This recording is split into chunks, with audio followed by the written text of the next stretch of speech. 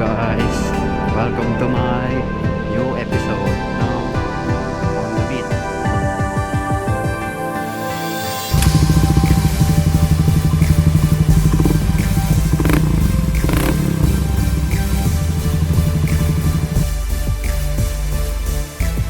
Nare-review tayo ng Honda Beat. Mga pinalitan ko lang. There's konting specs nya rin.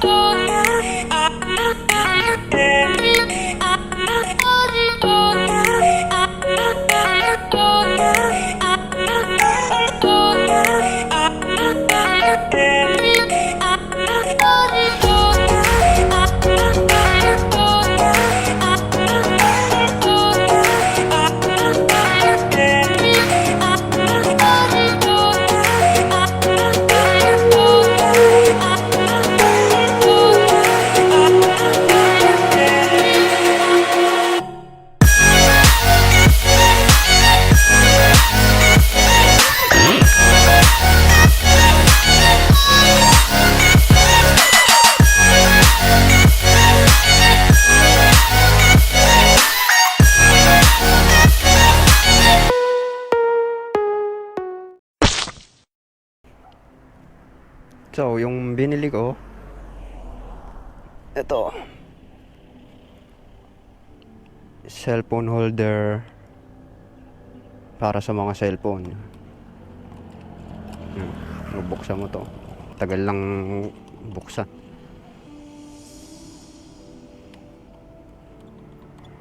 Matagal siya buksan pero sobrang fit.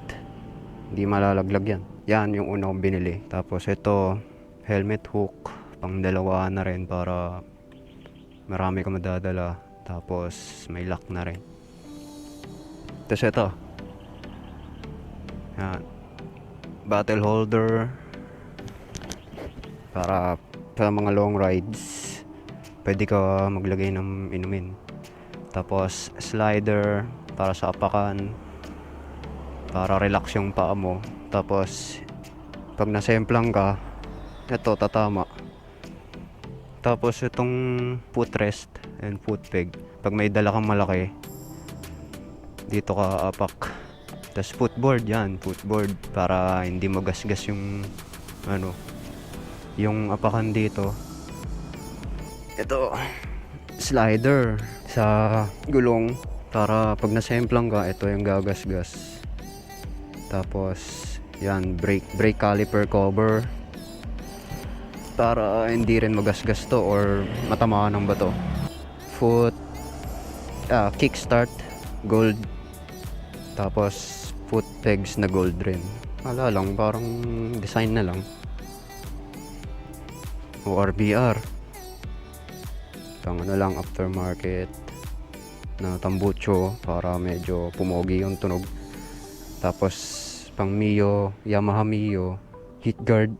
Trip ko siya kasi malaki, mas sakop yung pipe nya. Ito, bar end, pinalitan ko na rin kasi nangalawang na yung stock bar end ko kaya pinalitan ko na. Tapos ito, brake lever cover, para mas malambot sarado. Tapos voltmeter, di naman gumagana kaya nasira na sa tubig. Tapos 32 liters sec moto supply, 32 liters, kaya kasya full pace, pero isa lang.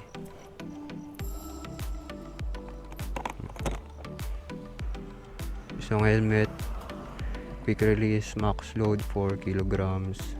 Yan, volume 32 liters, motor rack, laki na rin.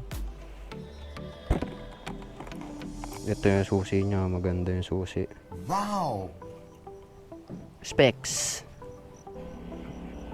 ng Honda Beat ay 110cc, displacement, single overhead cam, 4-stroke. Transmission niya is CVT, automatic. Kaya pilit ka na lang, tapos brake. Wala ka na hingay ka-clutch kasi automatic na. Seat height niya is 740mm. So pwede na siya sa mga malilit na tao, mga 5'6", gano'n, 5'5". Pero ako, tinabas ko pa, kaya di na ako tiptoe or mas komportable na ako para hindi na ako mahulog. Kaya syempre, first motor, kaya dapat alaga. Ito rin, nagpa-tint na rin ako nung signal light. Di naman masyadong madilim, nakikita pa rin yung signal. Tingnan natin.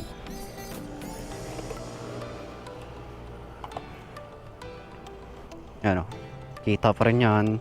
Napupunta ka sa kaliwa o sa kanan. Pinalitan ko na rin to, ginawa kong LED 3 LEDs or 6 LEDs. Basta hindi masyado masakit sa mata.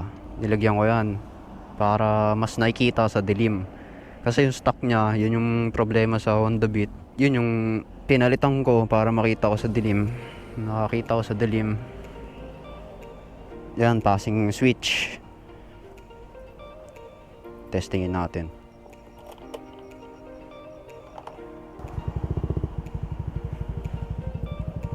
Yan.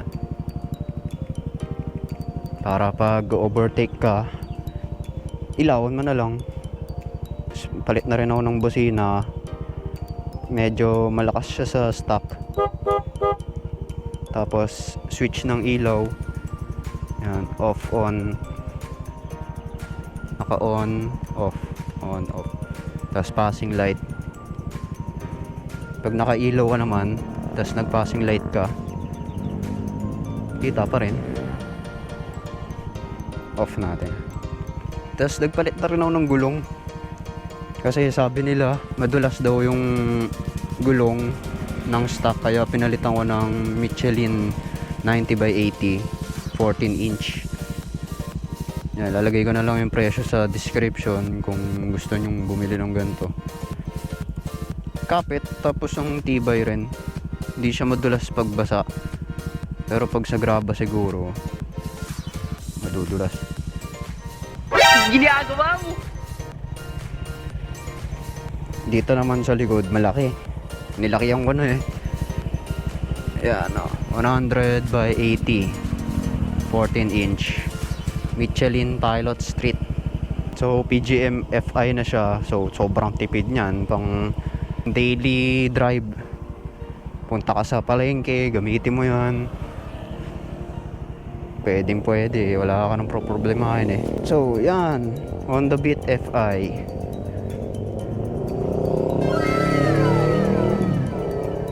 Ninja 650. Hindi ako nagsisi. Masaya pa ako kasi meron akong motor. And ginagamit ko siya pang school, grocery. Yan, ginagamit ko yan. Kung saglitang puntahan lang, ito gagamitin ko. On the Beat. Tipid na rin. Tipid siya sobra. Ilang ulit na ako. Sobrang tipid talaga eh. Kaya hindi ka magsisisi dito. Nakaano na rin siya. Idling stop. Idling. So, ginagawa niya pag naka-idling stop, tas nasa stoplight ka, mga 3 seconds lang, mamamatay yung makina. Tapos, syempre, intay-intay. Pag pinag-go na kayo, pihit mo lang tong throttle. Ganyan. Sabay mabubuhay na yung makina mo. Yan yung maganda dito. Para sobrang tipid. Try natin.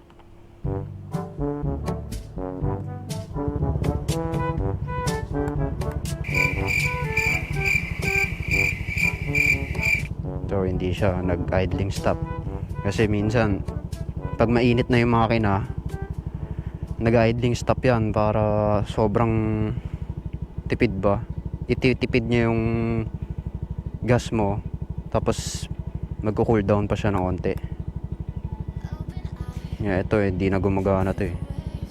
Hindi ko alam na gagawin ko dito. Tapos ano na rin siya, combi brake. Yan, PGM FI idling stop combi brake. So ano yung combi brake? Siya yung ano, pag preno mo dito, pepreno rin to. So, ang 70% dito, 30% dito. So, tingnan nyo. Pag ito, pinindot ko, onti na yung allowance nya. Pero pag binitawan ko, malaki na. So, pag ginanyan ko siya, tapos sinawakan ko siya dito, nagsasarado. Yan, nagsasarado siya. Yun.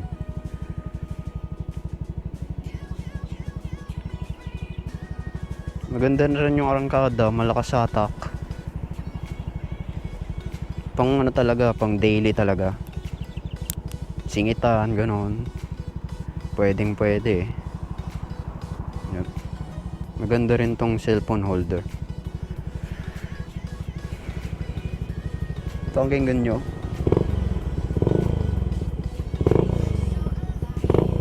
So decibels niyan ay nasa 89 decibels. So pasok siya sa LTO. Sana na-enjoy nyo guys yung video ko, first motovlog. And pag naging okay na tong COVID, nakapag-ride na with our fellow motovloggers rin or mga kaibigan. Ride na. Kaya sana matapos na tong COVID.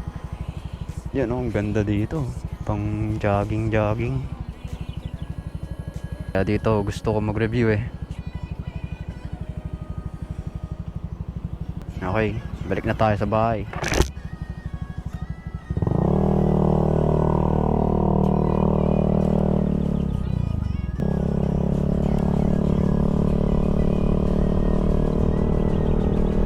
Yan, naka-idling oh. Yan, naka-idling. So pag tumigil ako, yan, titigil ako. Kasi stoplight. Yan, tigil. Mga ilang seconds, mamamatay siya. Yun o, namatay. So habang naghihintay kayo ng stoplight na maging green, yan, nag-idling siya para tipid yung makina. So pag nag-green na, pihitin nyo lang to, isang ganyan lang oh. Yan oh, buhay na. Pero pag inalis mo ulit, mamatay. Pero pag binuksan mo, kuwari nag-go na, buksan mo, tapos sarado mo yan, tipid talaga. Sana na-enjoy nyo yung aunting aftermarket parts review na initial impression ko and sariling opinion.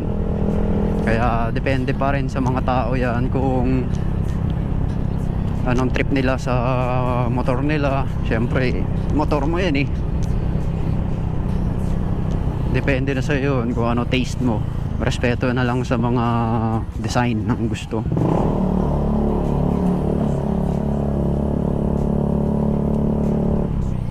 Mahirap pag husga ka ng husga eh. Siyempre baka ma-trigger, suntukan kayo, away pa. Imbis na ride safe eh, nag-away pa eh. Mahirap na rin magkasakit, kaya uwi agad ako eh. Nakatakot na yung virus, kaya ingat kayo and stay at home lang.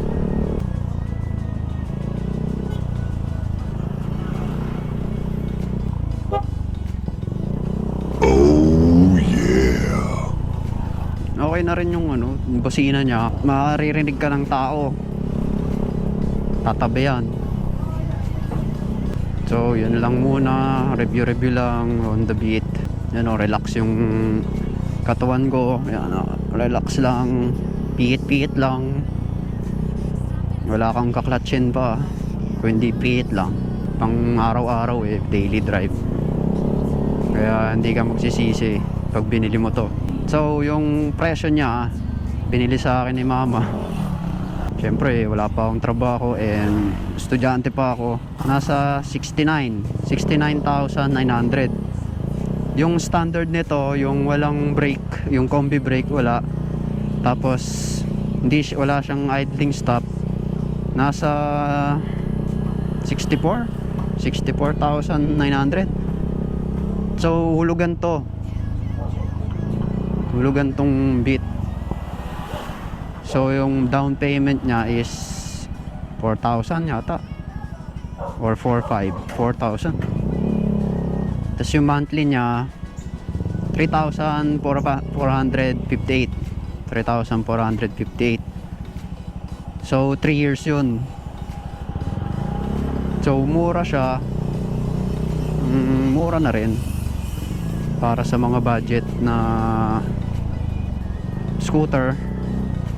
Wala naman budget sa mga manual eh, kaya okay na rin to.